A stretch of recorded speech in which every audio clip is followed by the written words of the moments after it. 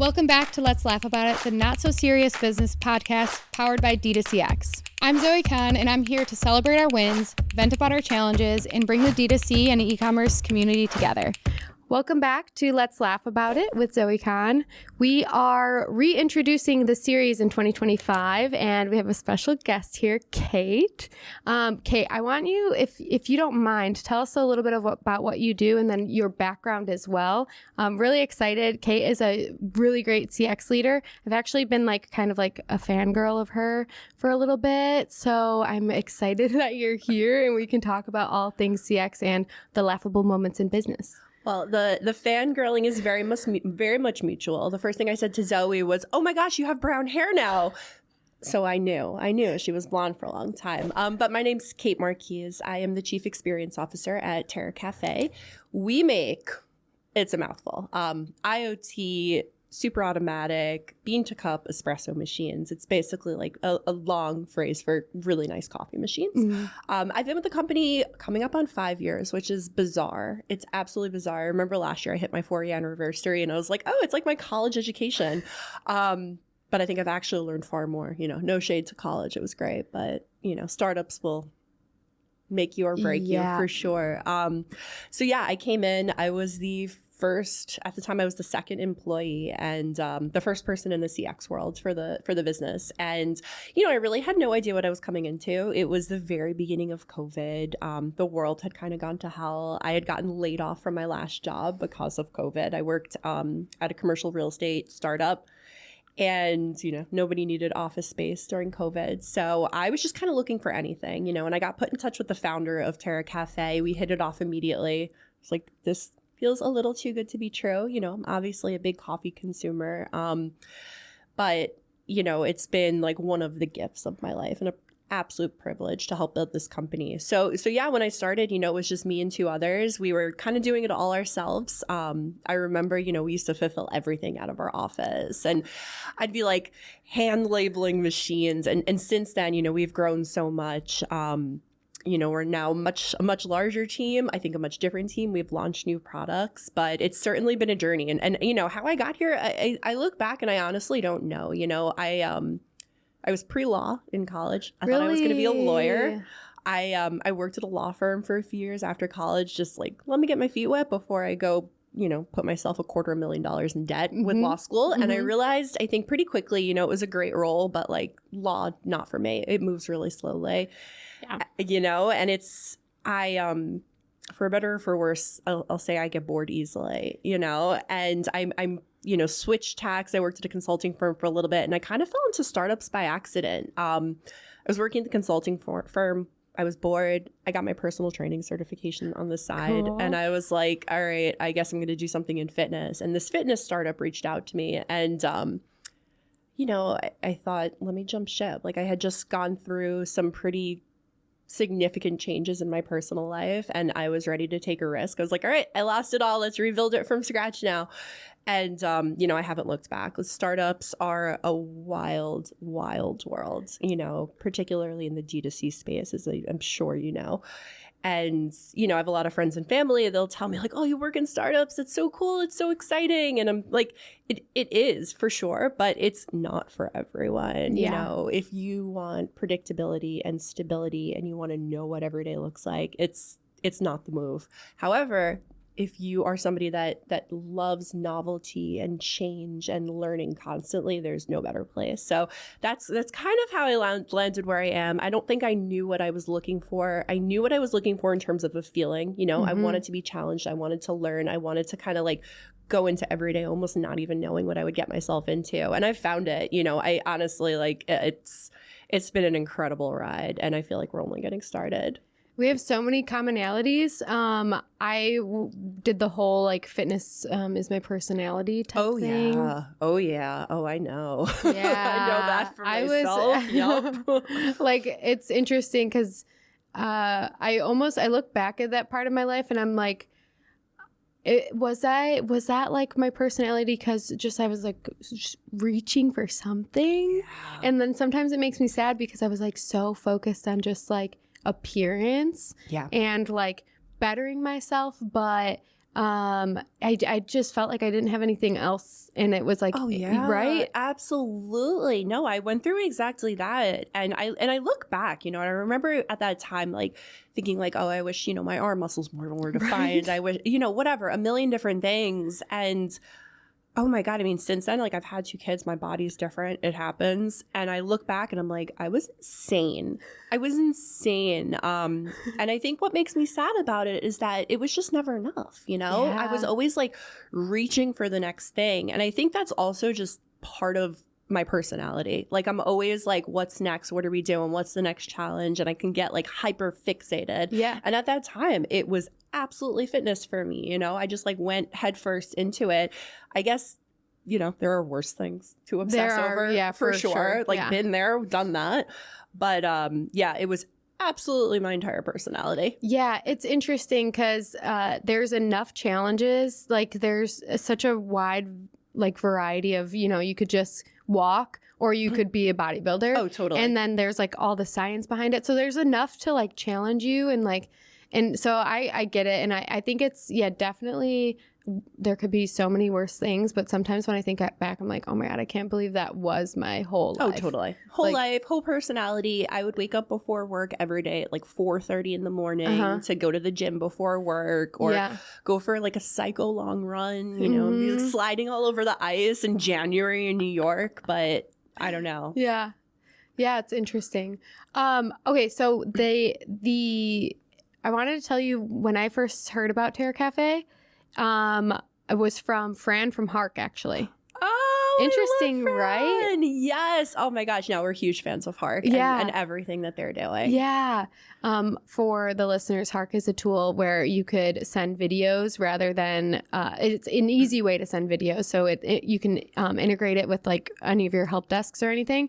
But what happens a lot when customers are trying to reach out is they want to send a video, but like they don't know how to attach it to an email or it's too large. And then it's like, in something like electronics, it's you want to see what's going on, right? Yeah, that's exactly it. We were constantly running into trouble. We have, our customers are all ages, kind of all levels of technical proficiency.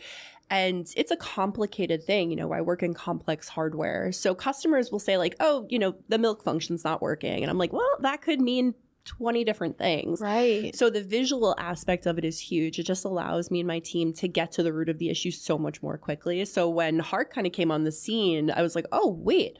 This is a really easy customer-facing way to do all of this and to collect all that information up front, which makes the entire experience so much smoother for customers. We're not constantly engaged in that, back and forth. Please send this, please send that. They're like, I can't. And Fran and the Hark team are incredible. We've had so many weird requests and like custom builds they've needed to do for us. And I just love working with people that give a shit. Yeah, they care. Fran's amazing. Yeah. They care so deeply about what they do. They care so deeply about the satisfaction of their customers.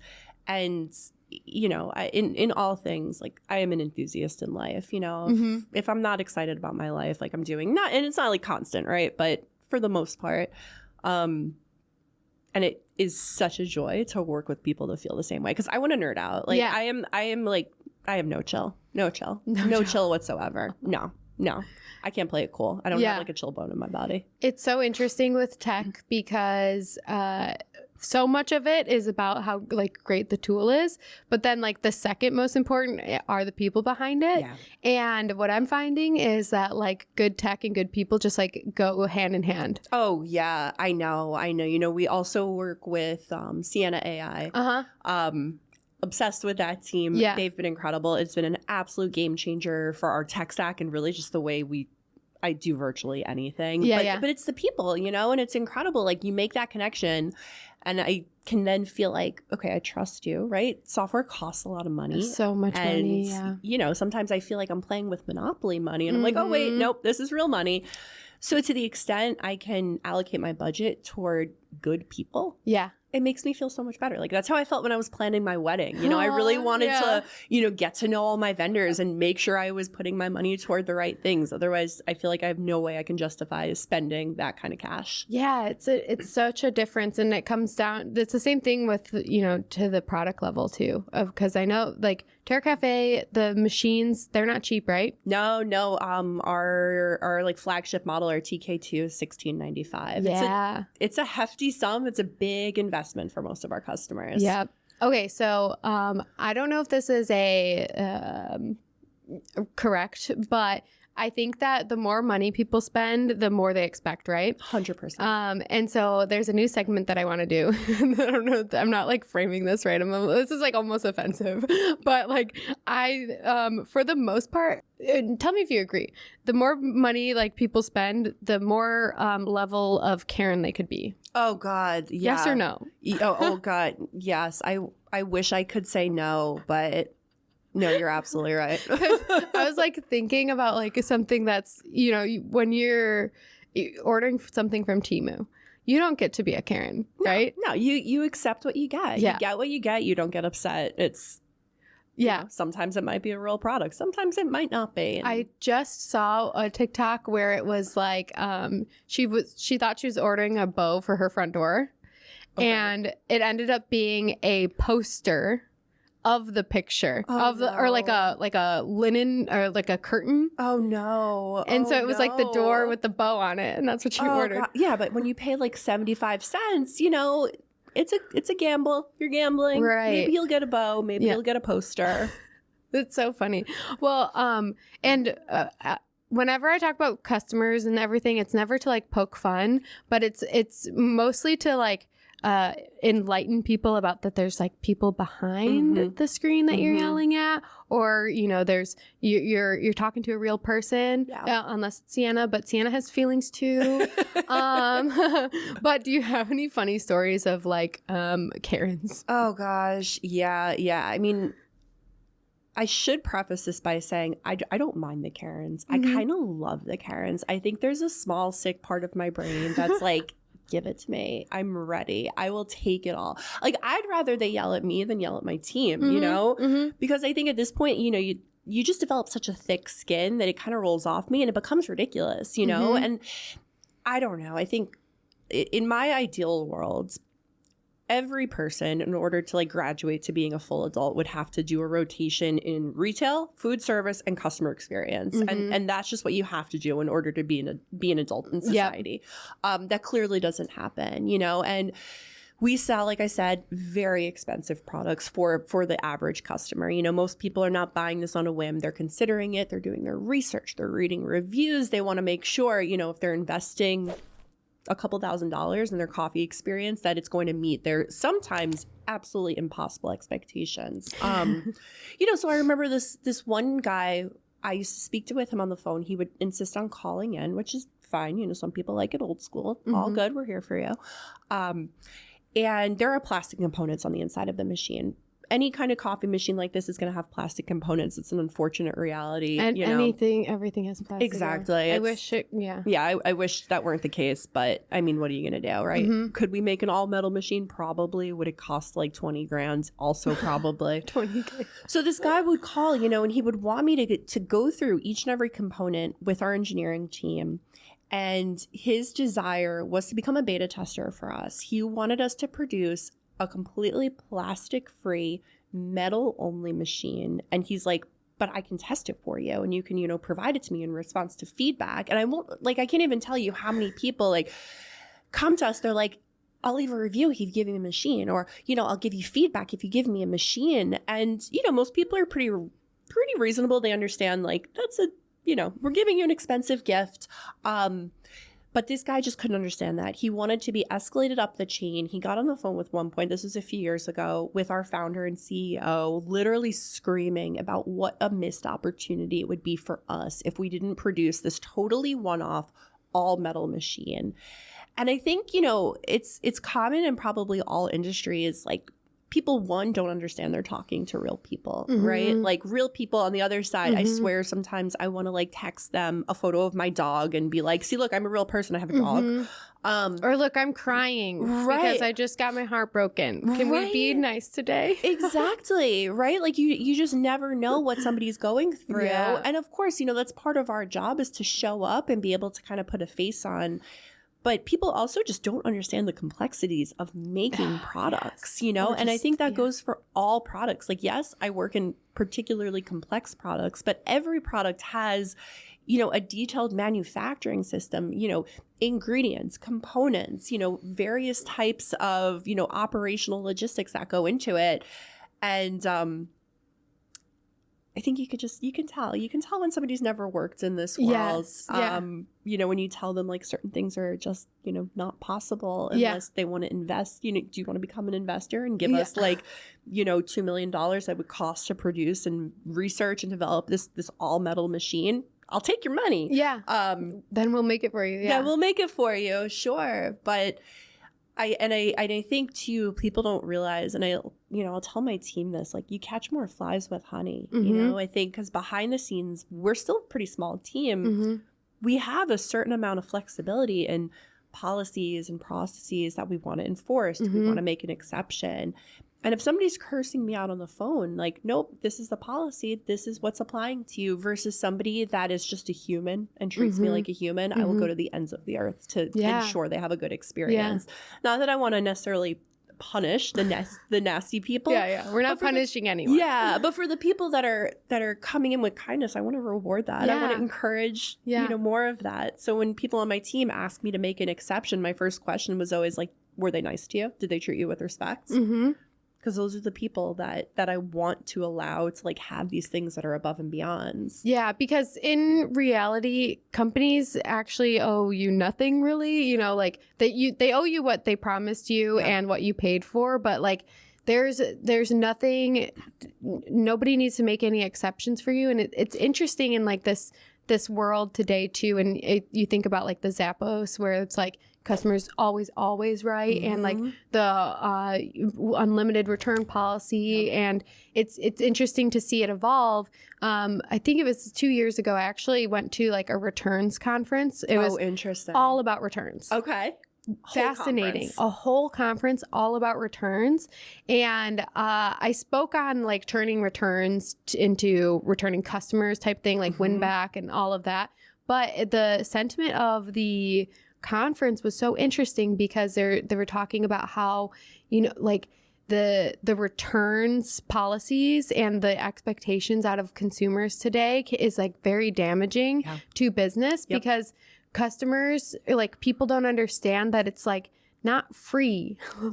Like you can't, a lot of companies don't make money on the first sale, you know? And so like if you're buying something with the intentions of returning it after you use it, like that's horrible. And really bad for the economy too. Like so bad. Absolutely. Because this stuff has to be like thrown out most of the time. Bad for the economy, bad for the environment. You know, I think we have some, you know, big corporations that have kind of ruined it for the rest of us, you know, and not to disparage anybody. I know everybody's out there just trying to succeed, but, you know, customers have come to expect like overnight or 2-day shipping on everything because that's what Amazon provides. Or, you know, no questions asked, completely free returns. And they don't think about the fact that like, in my case, this is a machine that you make beverages on in your home. When it comes back to us, we can never sell that as a new machine again. That's it. That's it. And we do our best to, you know, like we don't have customers pay for returns. We pay for shipping and packaging and all which is very expensive, by the way. Oh my God. I mean, just to ship one of these machines runs us about $35 in either direction. They're big, they're heavy. And I think people don't think about that. And it's, you know, again, it's not that I necessarily expect them to, right? Like there's plenty of things that I don't understand. I'm sure I'm like walking around in the world naively in all sorts of ways.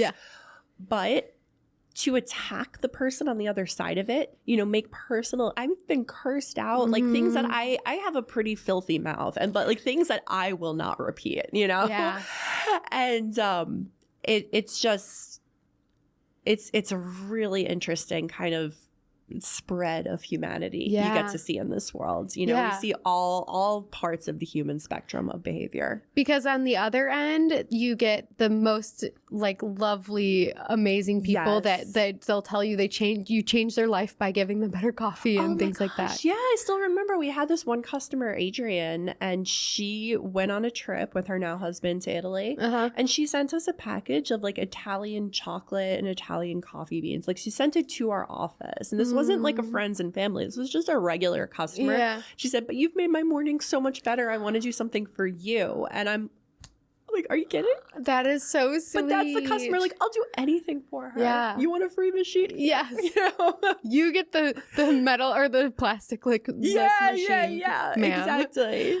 That is so cute. I wanted to go back to the, excitement of the Karens because I think it's almost like a maternal thing too. And I wonder if, everyone has their opinions on it, but I kind of feel the same way. I don't want them to come, but if they do, I'm so happy to handle them for the team. Yeah.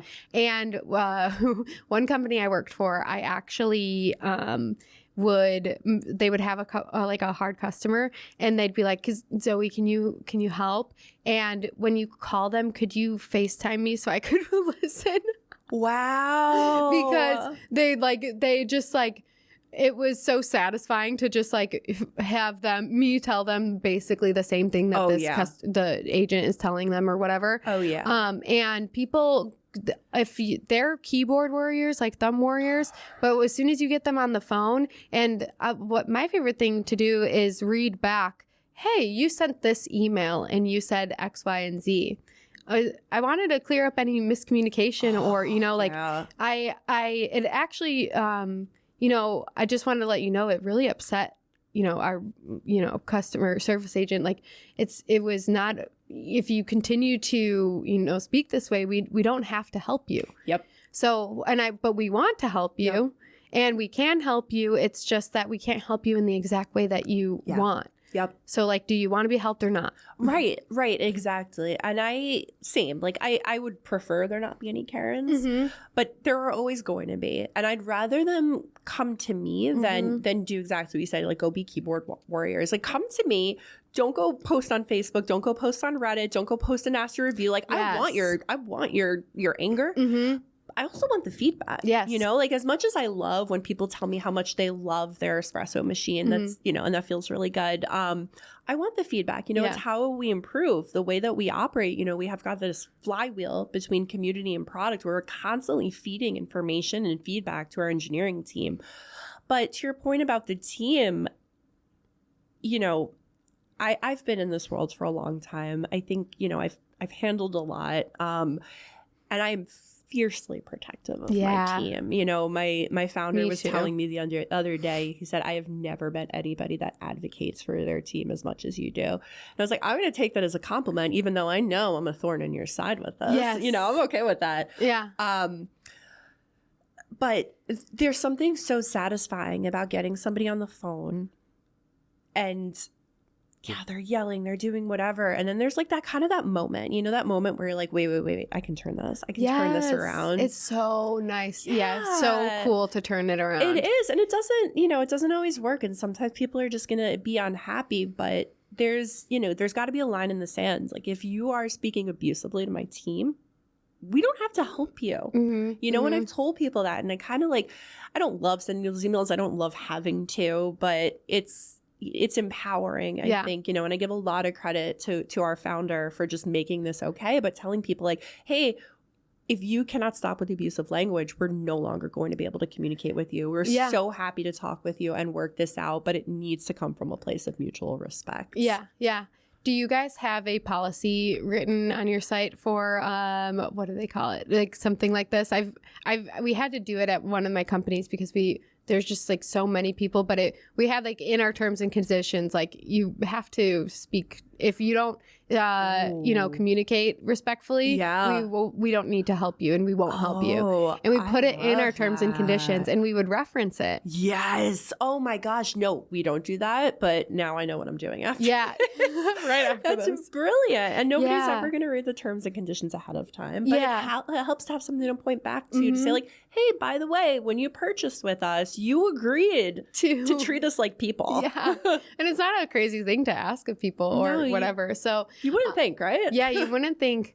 Going back to phone support, do you guys provide do you allow customers to call you readily, or what's your thoughts on phone support? Yeah. So we do. There was a time where we didn't. When I started, phones were open if I was awake. 7 days a week. If I was awake, phones were open. And gradually got more structured as we brought on more people.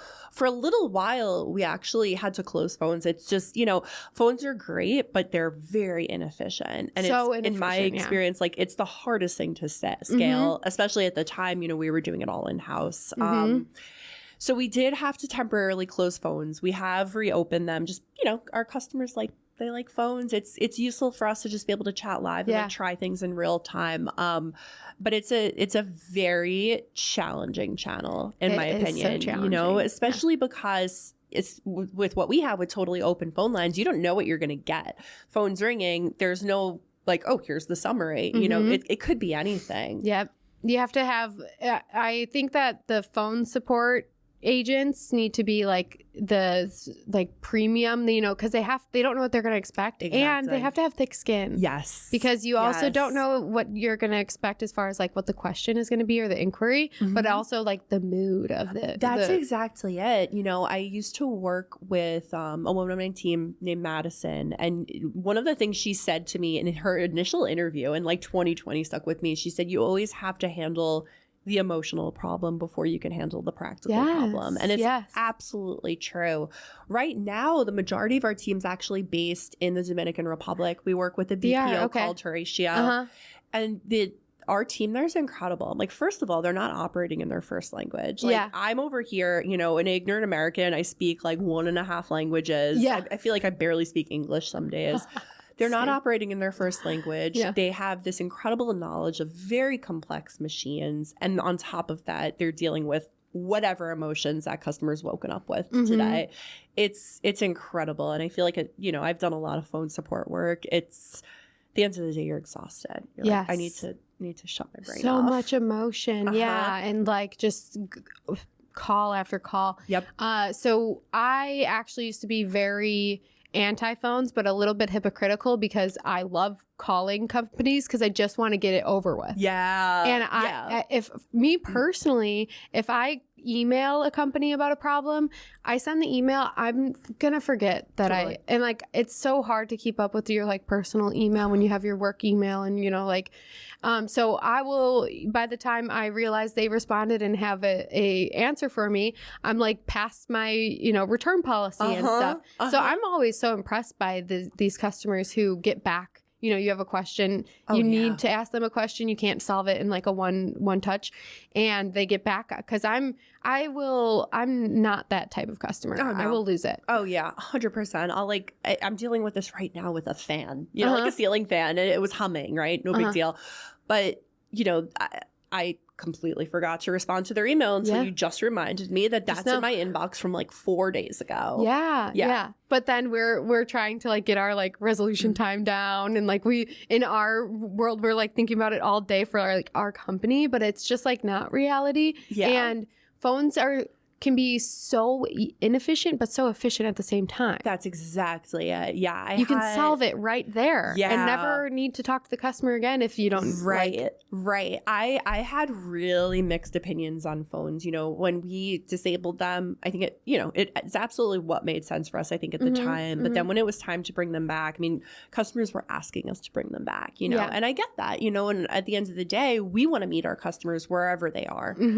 We want to make it as easy as possible for them. And then I had to think but in doing that, am I making it less easy for us? How efficient is this? And it really comes down to the person. Mm-hmm. I think, some people are there in front of their machine ready to troubleshoot. Some people are calling us while they're, driving their kids to school. And I'm like, I'm sorry, I can't really do much for you right now. But I think the opportunity is there to create that real connection and that real human touch. And I think it's also easier for us to kind of humanize ourselves when we're on the phone. Yes. It's like I hear a dog barking in the background, like, oh, I can hear your dog. Like, what kind of dog do you have? It's just a way, I think, for them to realize, like, we're actually on the same team here. Mm-hmm. We both want you to have a fantastic experience with this product. Like, how do we work together to get there? And I think that's more easily done live. And you can build that emotional connection and say, like, no, I really, like, how is your day? While I'm pulling up your information, like, oh, I see we're from the same hometown. Like, all of those fun things.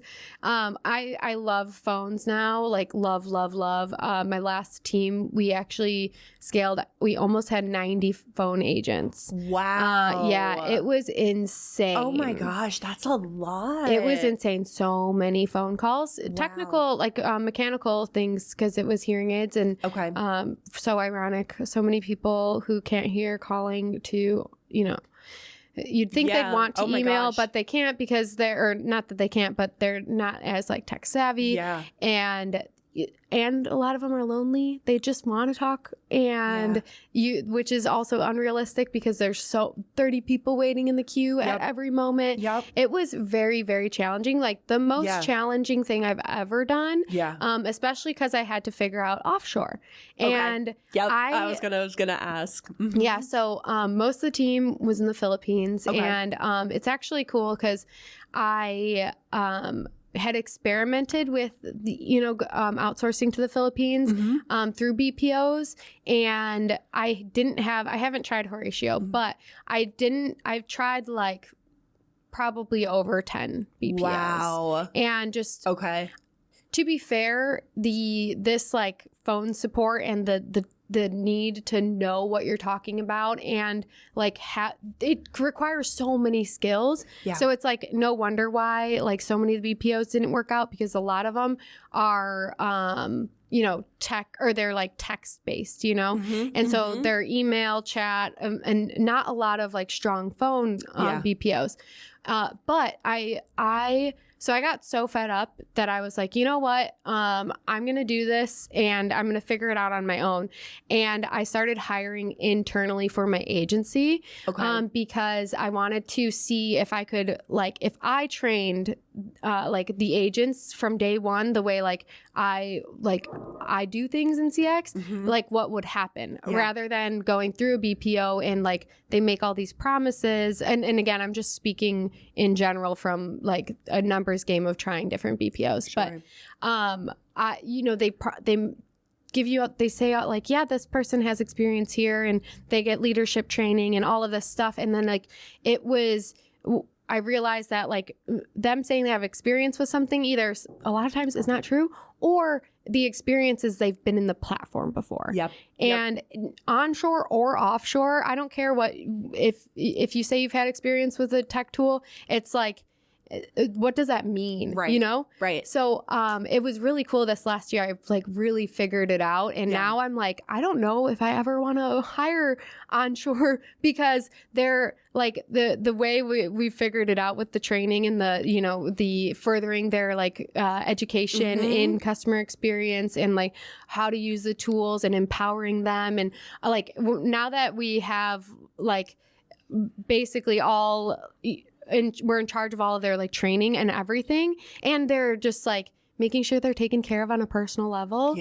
I talked to so many, actually, I think you saw, but I spent 2 weeks in the Philippines with my team, and it was the most life-changing experience. And like hearing that, like even just the pay of like, they're like, do you realize you pay us like double of what you're supposed to? And I'm like, amazing. But you see that they like, it's not even that generous of a give, because you see what their life is like when they are paid half of what we're paying them, and it's almost like no wonder why it's hard to do your job. Oh yeah, absolutely. You don't have like it's like if you don't have a happy like home life, or at least a stable one, and, like a literal roof over your head, how are you supposed to come to work Absolutely. and do well? Exactly. It's going to just be a massive return on investment for you, and not to commoditize people, but in talking about, how much they're getting paid, like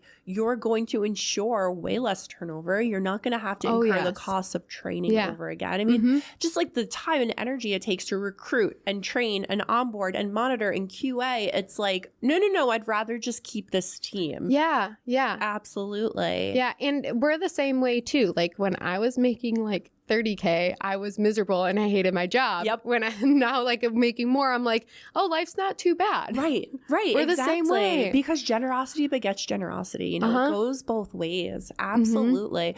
It's interesting. Like I was thinking about what you were saying about the hearing aids in particular, right? Because that's a particularly challenging product. It was so hard. Because I think about our product, right? It's something people spend a lot of money on. It's something that they use mostly every single day. It's something that they have high expectations. But I can imagine for hearing aids, that's just exacerbated, right? Because it's something that, I mean, it's technical, it's tricky for many people. That's probably their first experience with that type of product. And it's something that has a deep ability to affect their quality of life. Yeah. Presumably when they're calling you, it's because it's not working in some way. Like you have such a great position of power in being able to affect what their life is like. And then the added challenge of like, how do I communicate the seriousness of this to my team? And how do I equip them with the tools to provide this customer with a good experience? It gets so crazy so quickly. Yeah. But in our worlds, like this is just how we have to think about everything. Like I've become such a different shopper, a different like internet browser, because I'm constantly thinking like, why did they make this choice? Why did they put this here? If I'm at a store, like, oh, this is positioned here so people see this and then they see that. And it's like, oh my God, I want my brain to turn off sometimes. Yes. So in your fitness world, did you go down? Did you count macros? Oh God, yeah. Okay, so that's how I feel about shopping now, because when I've learned how to count macros, I could not look at food the same way. I look at food as like numbers and like how much fat, protein, and carbs are in it, and like how fast it's digesting and the nutrients in it. And it was like a curse for a long time because I could not think, I couldn't just enjoy food. Yeah, you can't just go to lunch with a friend. You're like, oh, wait a second, but if I put the dressing on it, what does that do to the fat macros? And I wonder, like, would it be weird if I pulled a food scale out of my bag right now? Yeah. And yes, it is weird when you pull a food scale out of your bag. It's definitely weird, and it's just not worth it. Like, it's just keep the food scale at home. But I think that's more extreme because it's like, that I felt like very like emotionally connected to, and like almost like a mental challenge sometimes. Yeah. Where shopping, it's like, now I look at it like, macros almost, where I'm like, you're putting all the things together and you're like, oh man, like I just like feel like there's emotions like of empathy for the team where I'm like, oh no, this is broken. And like, they're going to be getting so many inquiries from this. Right. And like, I must do my civic duty and tell them. Yes, exactly. Oh my God. Well, I'm glad it's not just me. Like I'll go to whatever website, and I'll leave something in my cart because I want to see what does their abandoned cart flow look like. Or I purchase something and I'm like anxiously sitting there for my post-purchase email journey to begin. And I'm like, maybe I need a hobby. Yeah. No, I feel that.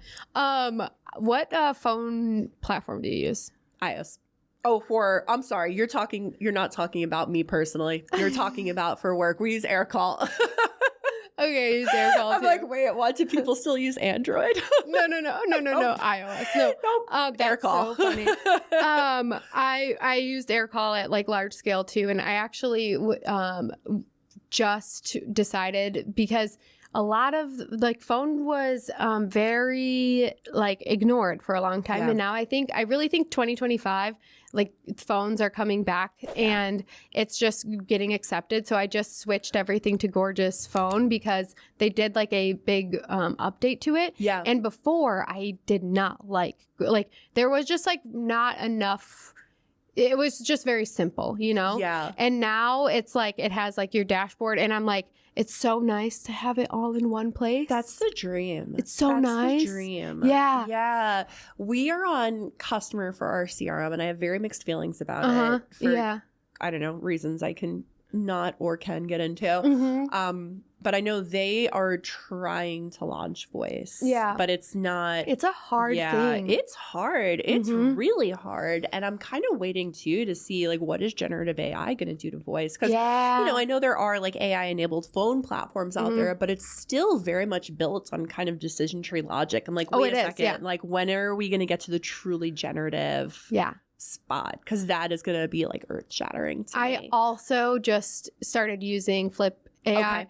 And I was so skeptical at first. I like was like, absolutely not. Like, it's just not, there's no way. And, but I got so addicted to like figuring it out. And because the other thing with these tools is like, you can't expect them. And you know this, I'm not talking to you, I'm talking to everyone. But like, you can't just like download them and like integrate everything and then have it run. Like, using Flip, it was I had to like train it like a person. Exactly. Same thing with, I'm sure you saw with like Sienna. Like I used the Gorgias AI too, and that took like a lot of work to train. And then it was like amazing, but like if you don't put the work in and like setting everything up properly, it's not going to do what you want it to do. Exactly. Yes. That's exactly what I say. You know, it's not like, okay, you create a login and you're done with it. You have to train it exactly like you said. Like you train it as though it's a person. And then you have to give it ongoing education too. Because, you know, your business is constantly evolving. There's always, you know, sales or changes or policies or, you know, whatever. And it has to be trained on all of that too, you know? So it's this ongoing thing. But what we have found is, okay, we put the work in to train it exactly like we would a person. But then the output we get from it is insane. You know, it's like several people worth of output. So it's a really interesting investment, I think, to make. The phone AI, I was really skeptical about at first, but then I realize when during like their demo, they have like a listening mode where they'll just listen to all of the calls and basically create like a game plan of like, hey, this is like your biggest opportunity for, and like I knew we got a lot of like Wizmos, but like realizing like going through Black Friday and having the phone AI even just handle the Wizmos and then hand everything else off. So what we did was like every person who called like received the like AI. And when I first started it, they only if it wasn't like a where's my order, then it would get escalated. So it just like filtered out at least the where's my order. And then like that built my confidence, because I'm like, wow, that I don't want my agents wasting their time on that anyways. And the AI was able to tell them, you know, like in detail, this is where it is right now in the, like and you can tell it to say like, we're sorry that it got fulfilled late. You do tell them like, if it got fulfilled after 3 days, you know, say this. It's incredible. Yeah, I did a demo with Flip last year, and I think the nature of our calls are a little challenging for some platforms, just because so much of it is very deep troubleshooting. So much of it ends up transitioning over to email because we need visuals.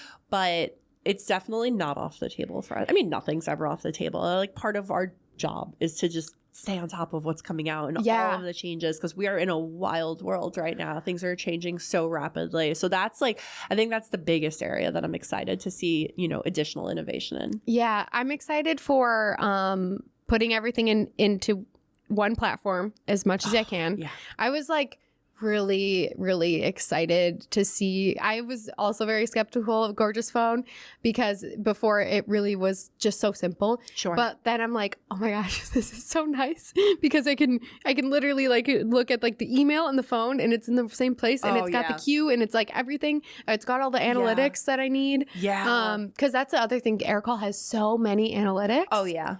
So many. So it's like so nice to have that, and I didn't want to lose it. So it's like, it's cool to see like tech adapt and everything.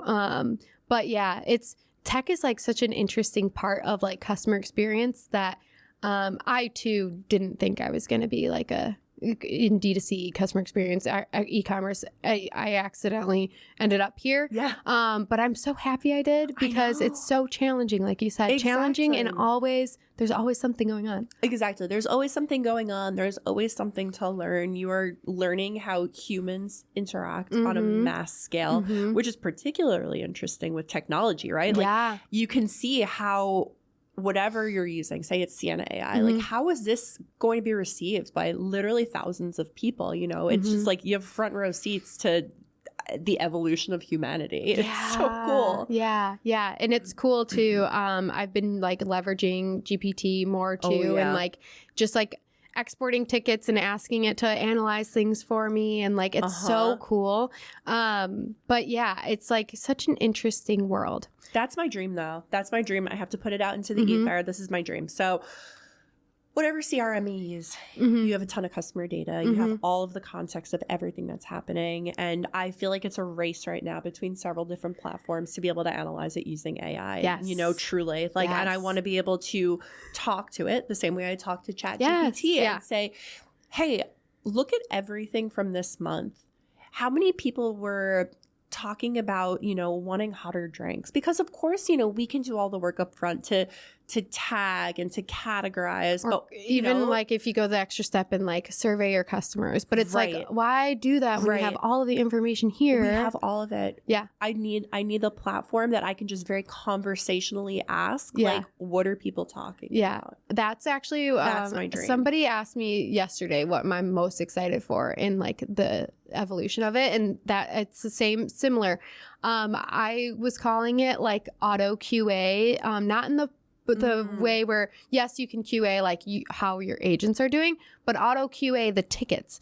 And I've seen some sneak peeks where it will say like, you know, red flag, this is a new issue. Ooh. Which is like, that's what I need, because, you know, we tag, we put custom fields, we analyze, but we're always like, at least a week behind. Yep. You know, and like if you know, you need to like analyze it to see patterns. And I always, I noticed this when I went from like, I started as a part-time customer support agent at Ghost, and I handled every single ticket. So if there was something weird happening, I just knew that it was weird because I was the only one doing it. You probably experienced the same. But then as soon as you introduce another person who's splitting the work with you, that it's no longer easy, even just one other person, because let's just use the example of like, let's say if you have 10 people on the team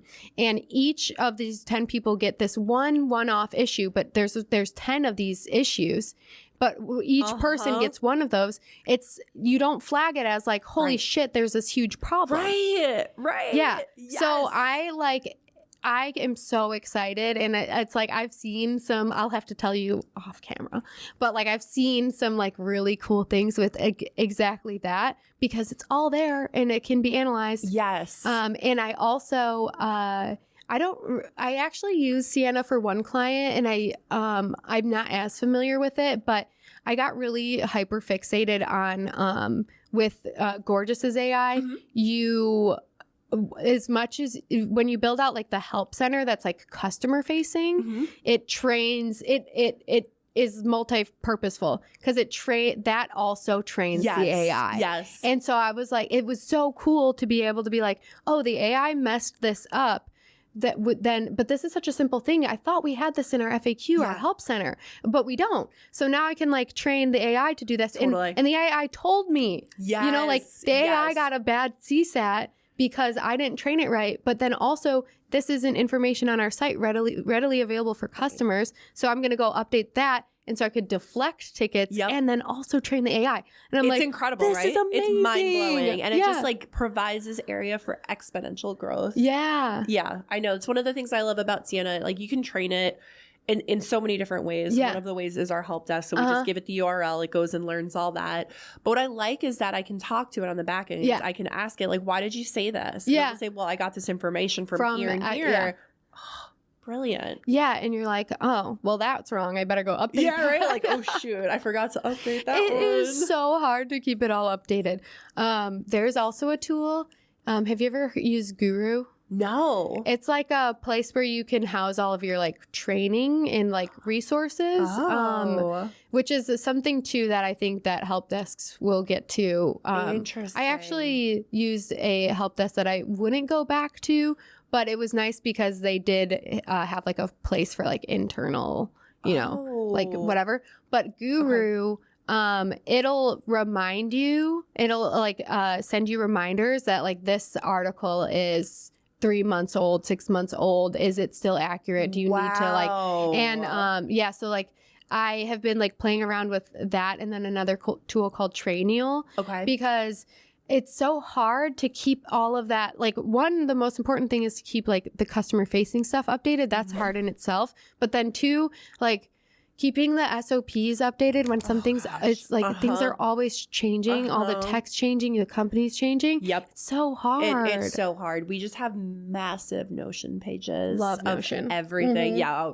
I'm a huge Notion fan. But it's like you said, it's impossible to keep it all updated. It's just, I was actually talking to somebody on our finance team the other day about how if we, make a change to a PDP on the website, like all of the other like secondary and tertiary changes that need to be made. And it's like, oh God, it's like this for everything. And it only grows in complexity as you scale, right? It's just like, as you bring on more people and more systems, it's more of a process you have to go through every time. And, I like to move really fast. So I have to force myself to slow down and change the whole thing instead of just working in these little one-off worlds because it's faster in the moment. And I remind myself like, no, I'm saving long run me time. Yes, no, that's so true. It's hard to like keep up with it. I wanted to, before we wrap up, do you have any laughable moments that you want to talk about from your career? Ooh, let me think. Laughable moments from my career. Oh gosh, so many. I mean, I remember the first mistake I made when I got to Terra Kaffe. We were still processing orders very manually and we were doing pre-orders. And, when I had to complete an order for the customer, I literally had to like type in their credit card and charge them the amount. And I thought I was going to get fired. I accidentally charged the customer $6,000 instead of $600. And I immediately like went to my CEO. I'm like, I'm so sorry. And he's great. He's like, okay, we'll fix it. This can never happen again, but you're good. And I was mortified because this was like a couple of weeks into working there. And I was like, oh no, they're gonna think I'm just careless and reckless. I'm trying to think of anything. The refunds, actually, this is like before help desks. You were there for 5 years. Remember when like single screen management for help desks like wasn't a thing? Oh God. Yeah, so it was like truly like your help desk was like really just a glorified Gmail box and like nothing else. And you had to have so many tabs open. So you'd have to have like the customer's Shopify profile, but then also like their loyalty program and all of these tabs. And I used to, and I'm fairly smart, right? Like I'm not that dumb.